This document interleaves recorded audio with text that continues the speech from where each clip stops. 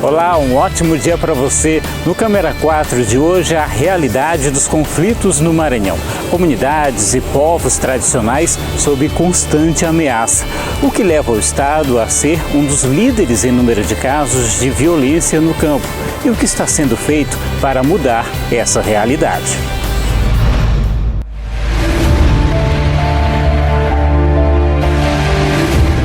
Um problema histórico.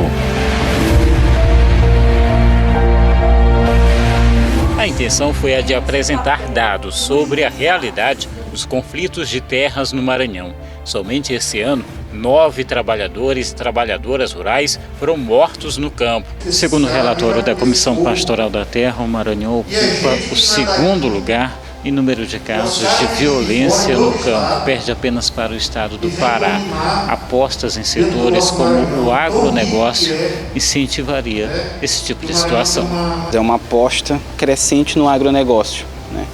O que tem ocasionado grilagem excessiva, o que tem ocasionado desmatamento e uma ação desenfreada de grandes empresários, né?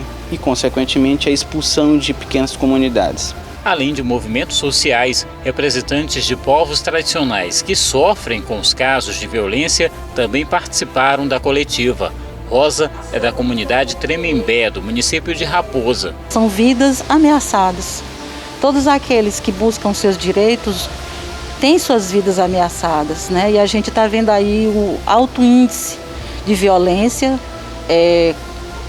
contra as pessoas que lutam pela vida, pelo seu lugar de vida, pelos seus territórios, pelas suas comunidades. Os números foram compilados pelo Centro de Documentação da Comissão Pastoral da Terra. Em todo o país, 26 pessoas morreram em conflitos no campo em 2021, parte delas no Maranhão. Foram 9 mortes desse tipo registradas do início do ano até agora. 1/3 das vítimas era quilombola, o que faz do Maranhão não só o estado com o maior número de mortes no campo, mas também o único a registrar assassinatos em territórios de quilombos. As áreas em que as situações são graves, elas estão indicadas pelas organizações da sociedade civil. Portanto, seriam possíveis, necessárias e urgentes políticas públicas de segurança pública e também de proteção ambiental e a direitos humanos que deveriam envolver as secretarias de Estado em atuações preventivas e de realização de direitos de proteção territorial. Com pneus e pedaços de madeira, os quilombolas bloquearam o tráfego nos 2 sentidos da MA 262. A rodovia dá acesso ao povoado Tanque da Rodagem, onde eles vivem no município de Matões, a cerca de 480 quilômetros de São Luís. A comunidade denuncia a derrubada de árvores e até de casas. Cerca de 50 famílias vivem no povoado. Nasci e me criei aqui dentro dessa região, desse território. Hoje estou com 46 anos, que convivo aqui dentro, trabalhando e preciso da terra. E hoje nós estamos nesse conflito. Outros chegam de fora querendo invadir, dizendo que nós não somos donos. Segundo os manifestantes, o conflito agrário teria começado na quinta-feira, quando 2 fazendeiros iniciaram o desmatamento da área, alegando ter comprado o território onde os quilombolas vivem. Aqui era mata e era casa, foi tudo derrubado, tudo destruído pela empresa. Viu? Aqui, ó. E essas aqui vai ser derrubada logo, que eles vão derrubar tudo. A promessa é que não fique ninguém, nenhum morador quilombola.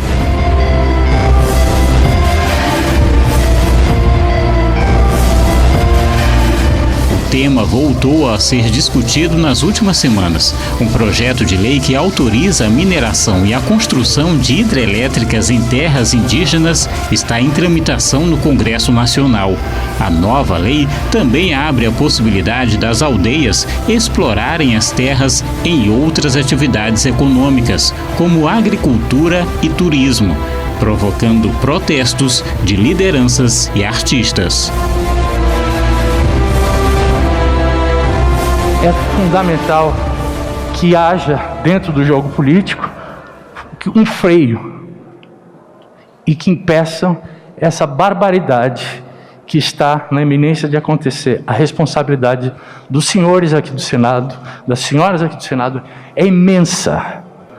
Com todo o respeito e na esperança de que o Poder Legislativo desperte para seu possível papel de levar o Brasil a iluminar o mundo, deixo em suas mãos este documento. Muito obrigado. Nós vamos ter toda a cautela de cada um desses 5 projetos que foram aqui tratados nesse documento que recebi, de terem a destinação, o zelo, o cuidado, a tramitação digna e proporcional à importância do que eles representam. Porque, repito, nós não podemos ser compreendidos, nem o Congresso Nacional, nem o nosso país, como párias internacionais apartados e afastados da pauta do meio ambiente. Instituições brasileiras avaliam que a proposta pode aumentar em mais de 20% a área afetada pela mineração e o modo de vida de mais de 200 povos indígenas.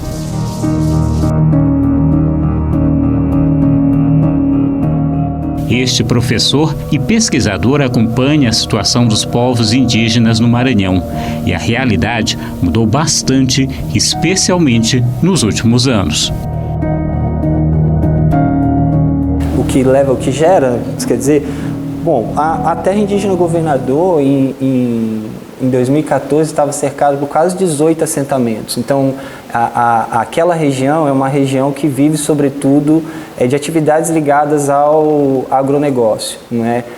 Quando a gente olha os dados do INPE e do IPAM sobre o desmatamento da Amazônia, a gente também percebe que mais de quase 60% desses desmatamentos são oriundos de propriedades particulares, propriedades que, na maior parte delas, estão vinculadas a alguma produção agropastoril, né? Então, lá com os gavião, eles sofrem muito com o fogo, né?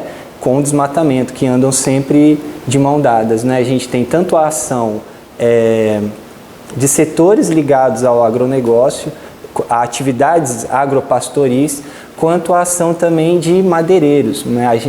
Uma quantidade enorme da terra indígena Governador é desmatada para produzir estaca, para fazer curral e cerca, né? Eles retiram madeiras que têm uma longa durabilidade e que podem ser usadas nesse tipo de construção.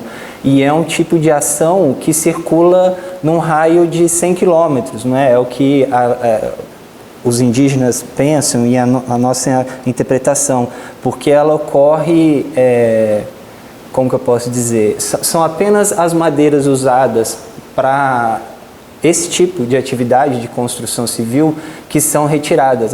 As madeiras muito grandes, chamadas madeiras de lei, não entram dentro desse circuito, e aí na nossa interpretação é porque não há sequer uma estrutura sólida suficiente para fazer circular madeiras tão grandes, e aí sim em distâncias mais longas. Então são caminhões muito velhos, muito pequenos, e que entram dentro da terra indígena pelas MAs, que a gente tem uma MA que corta a terra indígena Governador, a MA 122, e que serve muitas vezes de passagem para esses madeireiros que conseguem acessar o interior da terra, retirar a madeira e fazer todo esse transporte durante a noite mesmo. Então, eu não posso afirmar isso, porque a gente precisaria ter um laudo, uma investigação para apontar os responsáveis, mas me baseando nos relatos dessa comunidade e nas imagens que a gente tem de satélite, fica bem claro que tipo de ação que está ocorrendo ali dentro e como que não é uma ação legal, né, que se arrasta há quase uma década naquela região. Na visão dele, o incentivo a atividades ligadas ao agronegócio e a ação de madeireiros tem tido um forte impacto nesse resultado. O conflito está sempre em iminência, né? Há sempre a possibilidade do conflito. O povo gavião e vários outros povos também, como o povo guajajara, o povo caapó, o povo quiricati, criaram grupos de vigilância do território, né? O povo gavião desenvolve uma política de gestão territorial que está baseada na Política Nacional de Gestão Territorial de Terras Indígenas. De lá eles têm um recurso para fazer o monitoramento e a vigilância do território, e dentro de uma dessas estratégias de monitoramento e vigilância está a estruturação desse grupo de vigilantes, que é formado por indígenas de cada uma das aldeias. Hoje são 14 aldeias que existem dentro da terra indígena Governador, mais, se eu não me engano, 4 do povo Guajajara, que vive lá dentro também, numa parte. E esse grupo faz o monitoramento do território. Esse monitoramento consiste em localizar áreas que estão sendo desmatadas, ou invasores, né, caçadores, coletores, e fazer a denúncia, né, dessa ação para as entidades responsáveis, né? A denúncia que muitas vezes tem uma resposta muito lenta desses órgãos, não é? E essa resposta lenta coloca a ação desse grupo em constante ameaça. Então, o grupo localiza caminhões e tratores que estão fazendo um arrastão dentro da terra, né? Eles fazem a retenção dessas pessoas, desse equipamento, até que a polícia, o IBAMA, chegue. Enquanto isso não acontece, os madeireiros querem reaver os seus equipamentos, e principalmente a sua madeira, que é para poder manter o ciclo da atividade econômica da qual eles fazem parte, né? E isso cria uma tensão enorme, né? Uma tensão enorme. Em 2014, foi até noticiado, houve um princípio de enfrentamento entre madeireiros e a Polícia Federal, que para conseguir retirar material de dentro da terra indígena do Governador precisou voltar com reforço para fazer o trajeto que ia da terra indígena até a cidade de Amarante, né? Nesse período, a luz elétrica que chega até a terra indígena do Governador foi cortada. Quando a luz é cortada, você não consegue bombear água, então você cria um problema enorme, né? As pessoas sofriam as ameaças. Muitos indígenas relataram isso, e isso foi algo que eu já tenho abordado em outros trabalhos, da negligência que recebiam dos serviços públicos mesmo na cidade de Amarante, como durante esse período intenso de conflito, eles eram muito mal vistos, malquistos na cidade de Amarante, né? Mesmo sendo grande parte da população consumidora da cidade. Então, os problemas iam desde aquilo que você vivia, o medo constante, as ameaças de invasão do território, né? Já houve uma vez, de 2014 para cá, que entraram numa terra indígena e pegaram de volta, né, os madeireiros, esse material que estava lá dentro. Então, é sempre muito presente a possibilidade do conflito. Inclusive, segundo os próprios Gavião, de 2014 até agora, já morreram 4 pessoas, 4 indígenas, que, segundo eles, estão associados, a morte dessas pessoas está associada à atividade madeireira ilegal, né, na região. Existe um histórico, vamos dizer assim, desse processo que ocorre naquela região, não é? Ações, na maioria das vezes, que acabam tendo consequências violentas. O alerta de conflitos é constante em várias regiões do estado.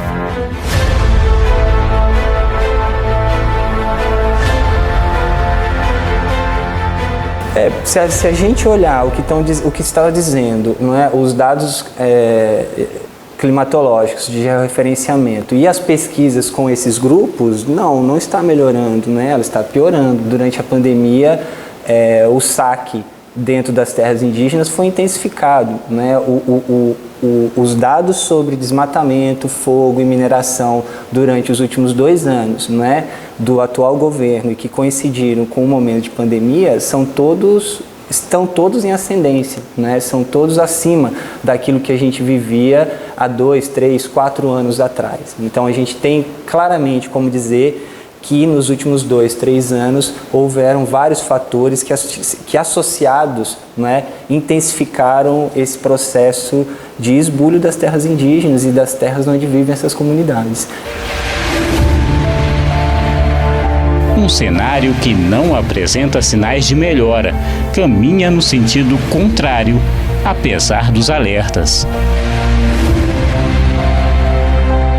Para esses grupos, eu costumo dizer assim, para os povos indígenas especificamente, né? Para os povos indígenas, a natureza, como a gente chama, o meio ambiente, ele não é só fonte de subsistência, né? Ele é fonte de todo o mundo cosmológico, de toda a forma de visão de mundo daquele povo, né? Quando você acaba com uma floresta, é como se você acabasse com os primeiros pensadores da sociedade ocidental, como você apagasse o que escreveu um dia Platão, Sócrates e todos esses grandes pensadores que nós tivemos. Então, a questão que envolve a defesa desse território, ela está diretamente relacionada com o entendimento de que a vida deles depende desse território, e a vida no sentido prático e simbólico, vamos dizer assim, né? Então, o povo Gavião, o povo Cricati, o povo Canela, o povo Apaniecrá, só aqui do estado do Maranhão, eu posso citar, tem hoje um plano de gestão territorial de suas terras, né, que está sendo desenvolvido dentro de uma política nacional de gestão territorial de terras indígenas. Uma política que tem muitas falhas, né, uma política que está sendo implementada num período de um governo que tem uma agenda antiambiental, uma agenda anti-indígena, uma agenda anti-comunidades tradicionais, e a gente pode dizer isso pelos próprios atos de governança desse atual governo. A gente não precisa recorrer a nenhum outro tipo de interpretação, é só a gente ver como grandes órgãos que deveriam agir nesse momento estão passando por um processo de deteriorização, né? Então, os indígenas dizem assim, a FUNAI continua viva, mas cortaram as pernas e os braços da FUNAI. Então está muito mais difícil para a FUNAI, né?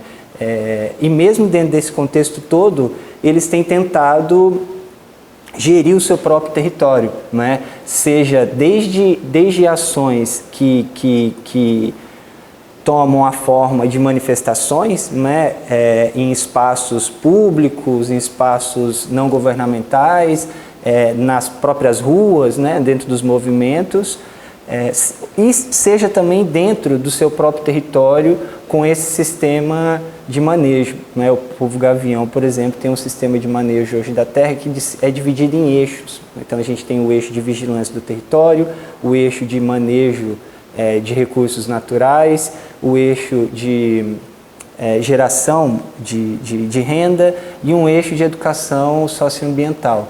Então, a preocupação que hoje eles têm com a tentativa de manter esse território é muito grande, né? E ela chega ao ponto das pessoas arriscarem a sua própria vida, como esses vigilantes fazem a cada excursão pelo território em busca de invasores. Além disso, movimentos que seguem em direções equivocadas, como a deterioração de órgãos que deveriam agir como mecanismos de proteção, contribuem para o aumento na sensação de incerteza e insegurança.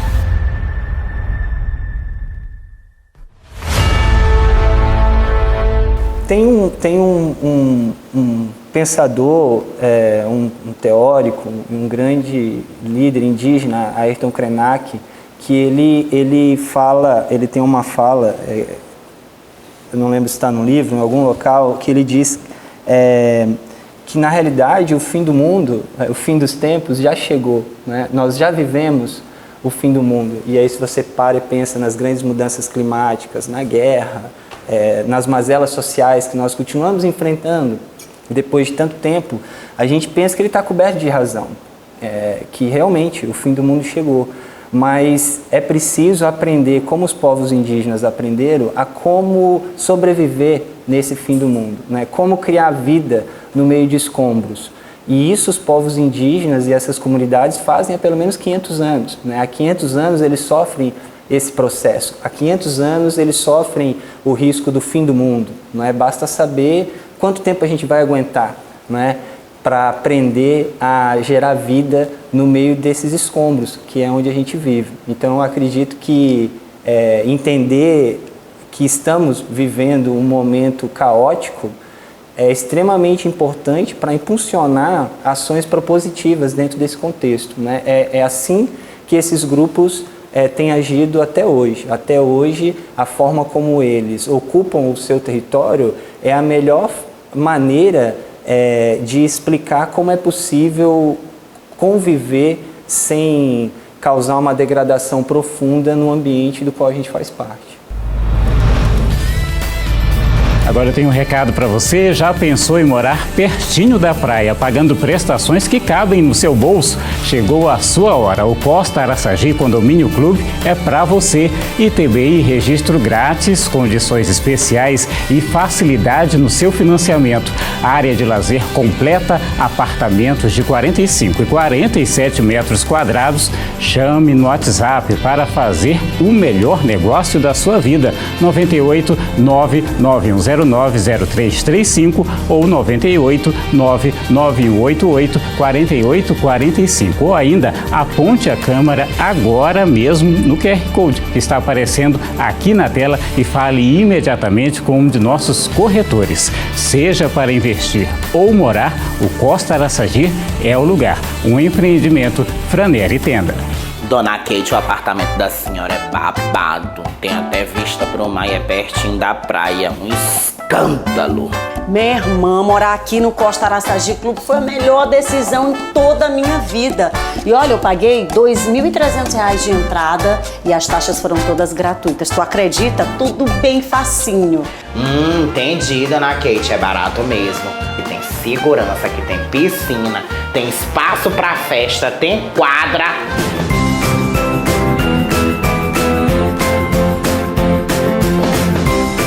Seja para investir ou morar, o Costa Araçagi Clube é o lugar. Ô vizinha! Dona Kate, agora nós somos vizinhas. Linda! Eu apliquei os meus investimentos no Costa Araçagi Condomínio Clube e realizei meu sonho. Costa Araçagi é pra você. O empreendimento Franer e Tenda.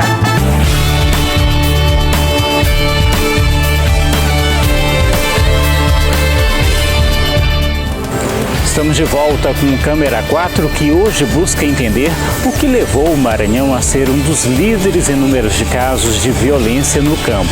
Entidades em defesa de comunidades e povos tradicionais muitas vezes acabam tendo que recorrer à justiça para tentar amenizar o problema. A decisão inédita da Justiça obriga o governo do estado a realizar consulta prévia a comunidades tradicionais antes da chegada de empreendimentos que possam ameaçá-las. As licenças ambientais emitidas pela Secretaria de Estado de Meio Ambiente também precisam ser revisadas. Naturalmente, determinei que, naqueles casos em que a licença ambiental foi concedida sem essa consulta prévia a essas comunidades tradicionais, deverá ser revista, ou seja, deverá ser promovido um outro licenciamento ambiental e autorizado ou não aquele licenciamento. No processo são citados 13 ofícios da Secretaria de Estado de Meio Ambiente, que mostram o não cumprimento da consulta prévia por parte do governo do estado. O Código de Processo Civil ele já prevê as punições para descumprimento de decisões judiciais e sempre, de regra, é a imposição de multas, mas também podem ser adotadas outras medidas de apoio que o juiz pode adotar. Entre as denúncias, a invasão de territórios, destruição de plantações, aplicação de veneno e ameaças. Segundo a Comissão Pastoral da Terra, somente no ano passado foram 9 mortes de lideranças no campo registradas aqui no Maranhão. Já o número de ações violentas nos últimos 2 anos chega a 40.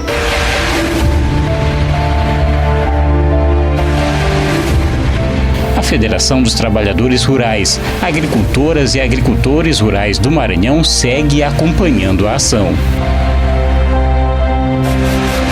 Bom, nós tivemos ao longo do ano de 2020 e 2021 uma sequência de muitos conflitos gerados pela presença de grandes empreendedores rurais, o chamado agronegócio, que se instalava em regiões de populações tradicionais e fazia isso com licenciamentos ambientais.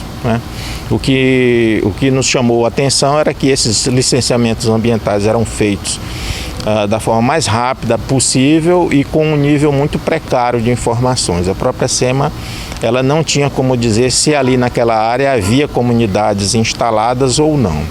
O fato é que o licenciamento ambiental dava o direito de o proprietário ajuizar ações, fazer pulverizações com veneno por cima dos povoados, das casas, né, que ali estavam, e criando uma série de conflitos. Então, a nossa preocupação foi conter esse licenciamento desenfreado e fazer com que o Estado pudesse reorganizar esse processo de modo que as comunidades ficassem protegidas como determina a nossa legislação. Políticas adotadas pelo governo do Estado estariam acelerando esse processo. Há uma onda, né, conservadora, desde a posse do Michel Temer, passando pelo governo Bolsonaro, no sentido de fazer uma regressão nas normas ambientais, né? Houve um retrocesso ambiental muito forte, principalmente dentro do governo Bolsonaro, em que não só os órgãos ambientais, os órgãos de controle de fiscalização ambiental foram desmantelados, os orçamentos foram cortados, né? Como também houve uma aliança, né, desses setores que deveriam fiscalizar com o segmento do agronegócio. Então, a política ambiental foi substituída por uma política ruralista, no sentido de dar maior garantias para que esses empreendimentos fossem instalados de qualquer forma. E aqui no Maranhão isso foi um pouco antecipado até, né? Antes mesmo disso, né? O mesmo processo de aliança política possibilitou a presença de ruralistas dentro da Secretaria de Meio Ambiente do Estado do Maranhão, e isso fez com que também ocorresse uma mesma visão e até antecipando o cenário nacional, se adiantando esse cenário nacional, a concessão de licenças também começou a ocorrer, né, num nível muito veloz e atacando violentamente os direitos dessas comunidades. O cenário encontrado é o mesmo, de disputa e insegurança.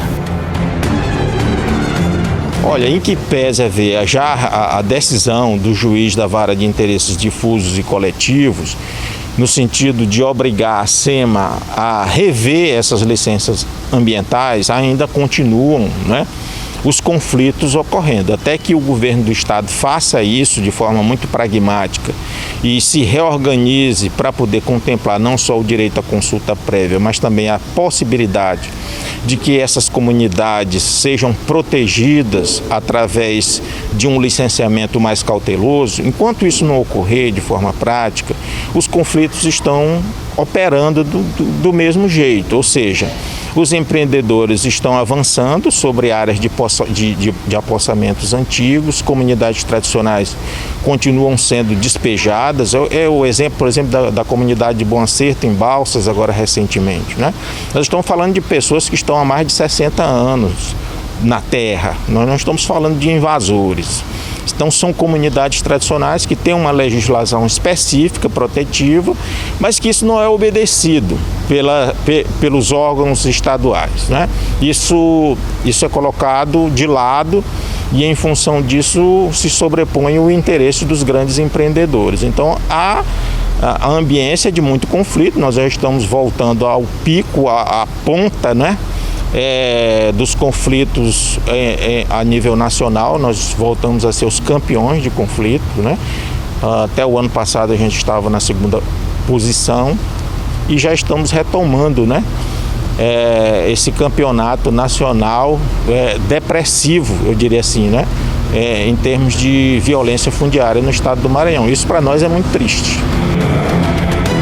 Outra entidade que acompanha essa realidade é o Fórum Carajás. Então, também primeiro explicar o que é o Fórum Carajás. É uma ONG que já tem quase 30 anos e que tem como objetivo acompanhar o impacto causado por grandes empreendimentos, seja de monocultura, seja de empreendimentos industriais, no meio ambiente e na vida das pessoas.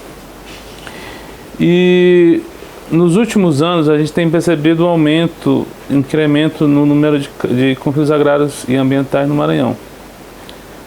Ao nosso ver, isso se deve, claro, a um incentivo do governo do estado atual em trazer principalmente a monocultura da soja, que até um tempo atrás ela estava restrita a algumas áreas do Maranhão, ele está incentivando que a monocultura da soja ela se espalhe para outras regiões do Maranhão, como no caso o Cerrado Maranhense e também como no caso o Oeste Maranhense, que pelo que me disseram recentemente, o Oeste Maranhense já boa parte dele foi tomado. O Oeste Maranhense que eu falo, a região de Buriticupu, Santa Luzia, já foi praticamente tomado pela soja. A área de reforma agrária principalmente. A análise identificada é a mesma: políticas equivocadas. Não, havia incentivos, sempre houve incentivos por parte do governo do estado em trazer esse tipo de investimento para cá, porque a soja ela é uma cultura que é cotada em dólar. Só que nesses últimos anos do governo Flávio Dino, esse incentivo também se refere à flexibilização de legislação ambiental, a não titularização de terras públicas em nome de associações e de comunidades quilombolas. Então, o governo do estado está deixando claro para o agronegócio que ele pode vir para cá, para o Maranhão, que ele não vai ter dificuldades em se apossar das terras que ainda tem aqui no Maranhão. Tem. Cada uma a sua maneira, né? No caso do governo do estado do Maranhão, é não titular terras públicas em nome de comunidades tradicionais. No caso do governo federal, é fazer com que a reforma agrária não ande, não desaproprie imóveis e também fazer com que os assentamentos já existentes sejam loteados em nome dos agricultores e fica mais fácil para que seja vendido para o agronegócio. Também na visão do presidente do fórum, as consequências são comunidades tradicionais cada vez mais sob pressão. Então, eu vou trazer da nível nacional para nível regional. O agronegócio, ele começa com as pequenas propriedades no Rio Grande do Sul, nos anos 60, agronegócio da soja. Já havia agronegócio, já tinha trigo, já tinha pecuária, mas a soja começou nos anos 60 e vai indo para outras regiões do Brasil. Vai para Paraná, vai para Mato Grosso do Sul, Goiás, Minas Gerais, São Paulo. Isso já são quase 60 anos do agronegócio a nível nacional. Se vocês prestarem atenção nas últimas notícias com relação à questão da água, seja no São Paulo, seja no Mato Grosso do Sul, Mato Grosso, vocês vão verificar uma incidência maior do calor e da falta de chuvas nessas regiões. Claramente, além da questão do aquecimento global, também tem a questão do desmatamento nessas áreas que com mais de 60 anos, essas áreas praticamente foram desmatadas, boa parte do seu território. Agora, vindo para cá, para o Maranhão, o agronegócio é aqui nos anos 80, para a região de Balsas. Já são 40 anos. Você vai para a região de Balsas, você já tem problemas seríssimos com relação à estiagem. Nos últimos anos você tem problema, ou você tem muita chuva em determinado momento, ou você tem pouca chuva em determinado momento.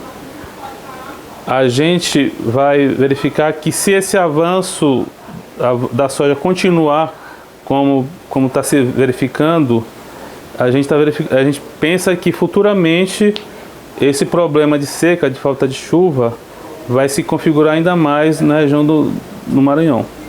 Não, sob pressão. Se você não tem seu território garantido, os sojicultores ou então os grileiros, eles partem para cima, eles ameaçam, eles forjam documentos, eles desmatam de maneira ilegal.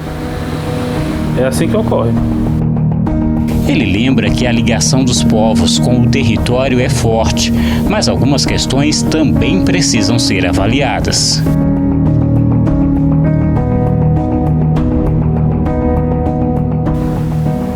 Sendo pessimista, eu acho que sim, ela vai aumentar, mas eu acho que o que acontece? Eu acho que, por exemplo, pega no caso do Oeste Maranhense. O Oeste Maranhense foi uma das regiões mais conflituosas há um tempo atrás.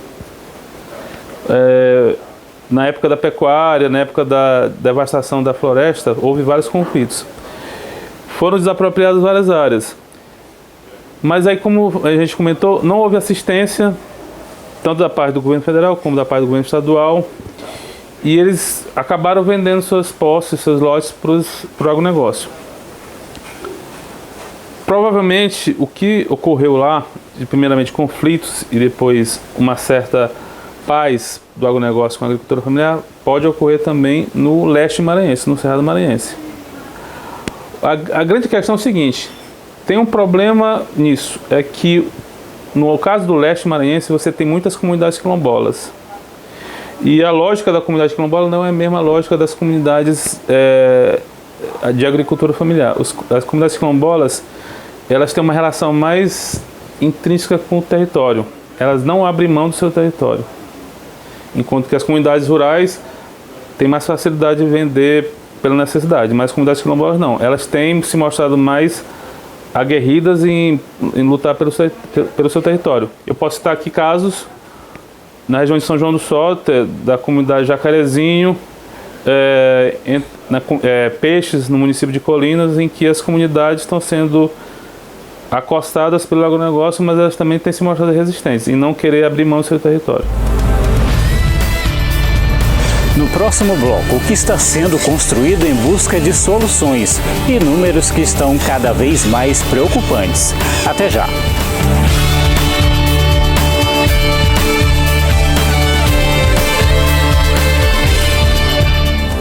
Estamos de volta com o Câmera 4 e nesse bloco vamos em busca de soluções para tentar amenizar o problema dos conflitos no campo aqui no Maranhão. Um projeto construído com a participação das comunidades tradicionais seria uma das alternativas, mas os números continuam bastante preocupantes.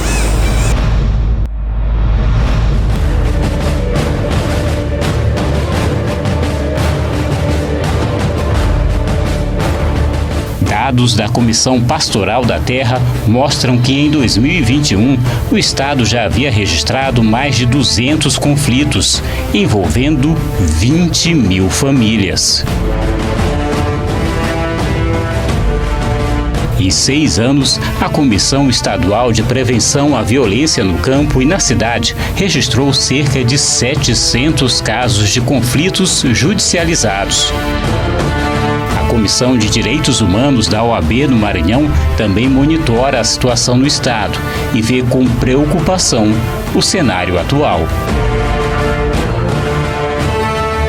A OAB acompanha já historicamente a situação dos conflitos agrários no Maranhão através da Comissão de Direitos Humanos. Há muito tempo percebe-se que o problema não é solucionado. E daí a gente percebe a importância da implementação de uma lei estadual, haja vista que a plano nacional ainda não se vê nenhuma movimentação, muito pelo contrário, o que se observa é justamente a influência de órgãos que deixam de funcionar e de prestar o seu principal objetivo.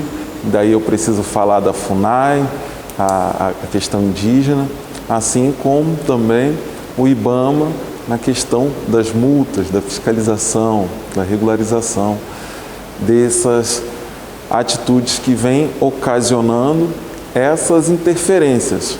Interferências elas pelos grileiros, pelos latifundiários e pelas multinacionais.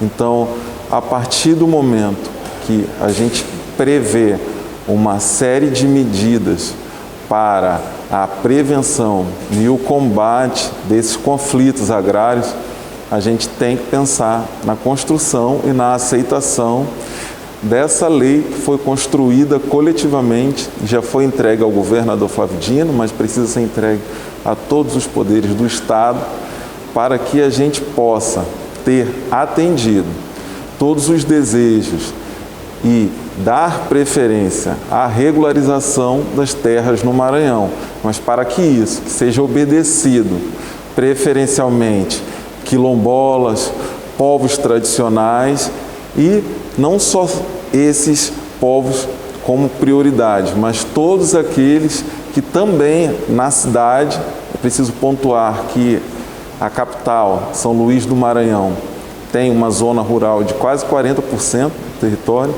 Então, isso é um ponto a ser preservado e ser discutido, pois ao que muitos pensam que é uma zona de atraso, muito pelo contrário, é uma zona de avanço em que a gente tem que pensar em aumentar essa área de preservação, já que ali estão preservadas as maiores riquezas da capital, assim como as outras populações fazem nas suas outras áreas com os seus biomas.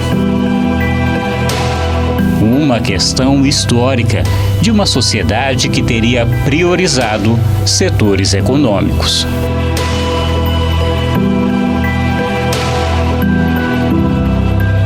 O Maranhão ele vem atualmente sofrendo uma grande pressão do agronegócio. Então, as fronteiras estão sendo expandidas no estado e daí a gente precisa pontuar que a gente não precisa, para aumentar a produção de soja, destruir o cerrado, destruir os biomas, nem violentar o direito de posse ou qualquer tipo de ameaça ou violência a todas essas populações. Haja vista que pessoas estão morrendo por causa desses conflitos. Existem pessoas que estão saindo das suas terras por causa desses conflitos. E é muito importante a gente pontuar que esse apagamento histórico dessa luta e essa invisibilidade tem muito a ver com o capital que é investido e que não respeita, e não enxerga como riqueza essa cultura que há muito tempo faz ao contrário do que o avanço que acontece na cidade. Ela preserva as nossas riquezas. Então, ali está a nossa riqueza de água, ali está a nossa riqueza elétrica e é através do aumento dessa proteção, da judicialização desses direitos, da efetivação do cidadão com direitos previsto na Constituição que a OAB, junto com a Comissão de Direitos Humanos, prevê uma melhor solução desse crime que parece que nunca tem fim.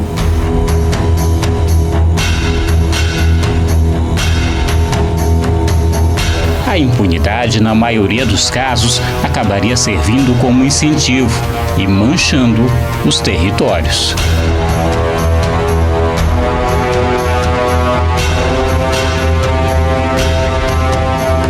Aqui no Maranhão, a gente tem a fagulha de fogo e gasolina, em que coloca-se a impunidade, haja vista que a gente lidera os crimes de homicídios contra lideranças camponesas, lideranças quilombolas, lideranças indígenas. Então, o campo maranhense ele está todo manchado de sangue.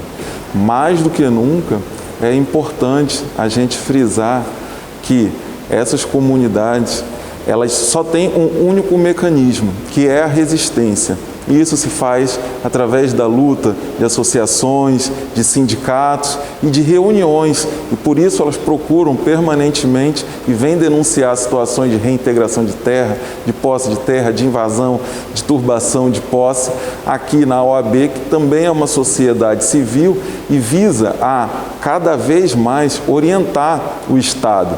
É preciso que o juiz entenda o que é um quilombo, o que é uma área indígena, que ele tenha noção do que é aquela vivência. E isso não se faz sentado no gabinete. É preciso que a gente vá em loco, conhecer, que o tribunal ofereça cursos, especializações e, principalmente, um pedido de que seja criado a vara especializada, não só aqui em São Luís, mas em diversas cidades maranhenses, que faça o combate de conflitos agrários e que esses servidores sejam especializados nesses direitos para que a gente não tenha sentenças que venham a macular aquilo que está escrito nos nossos códigos.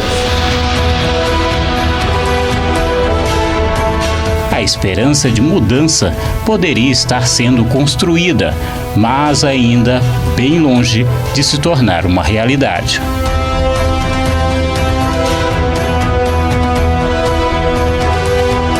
O Maranhão, ele tem todas essas narrativas, todas essas vivências e todos esses sistemas já montados há alguns séculos. Essas resistências de quilombolas e indígenas, elas são organizadas e elas são modernas o suficiente para entregar a solução de todos os problemas. O que acontece é que a gente, por vezes, eu falo das autoridades que têm o poder de fazer políticas públicas e mudar essa situação, enxergam essas pessoas como seres inferiores e, por vezes, não lhe dão os ouvidos, não lhe dão a direta atenção, o que faz com que seus direitos sejam reprimidos, seus estudos, sua vivência, sua academia não seja enxergada da mesma forma que é a academia ocidental. Então, isso faz com que esse apagamento infle cada vez mais o conflito agrário e faça com que essa resistência cada vez mais seja minada com o aumento da violência no campo.